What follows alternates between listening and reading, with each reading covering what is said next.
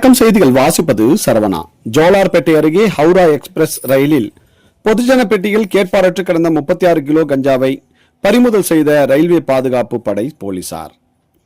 மேற்கு வங்க மாநிலம் ஹவுராவிலிருந்து கர்நாடக மாநிலம் பெங்களூர் வரை செல்லும் ஹவுரா எக்ஸ்பிரஸ் ரயில் காட்பாடி ஜோலார்பேட்டை ரயில் நிலையங்கள் இடையே ரயில் வந்து கொண்டிருந்த போது ரயிலின் பின்பக்கம் உள்ள பொதுஜன பெட்டியில் கஞ்சா கடத்தி வருவதாக ஜோலார்பேட்டை ரயில்வே பாதுகாப்பு படை இன்ஸ்பெக்டர் ஷூன் என்பவருக்கு ரகசிய தகவல் கிடைத்துள்ளது. தகவலின் பேரில் 6 பேர் கொண்ட பாதுகாப்பு படை போலீசார் ஆம்பூர் அருகே பொதுஜன பெட்டியில் சோதனை ஈடுபட்டனர்.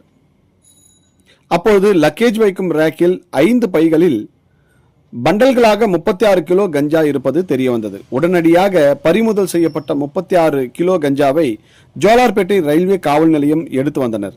மேலும் இது தொடர்பாக ஜோலார்பேட்டை ரயில்வே போலீசார் வழக்கு பதிவு செய்து எக்ஸ்பிரஸ் ரயிலில் கஞ்சா கடத்தி வந்த மர்ம நபர்கள் குறித்து தீவிர விசாரணை மேற்கொண்டு வருகின்றனர்.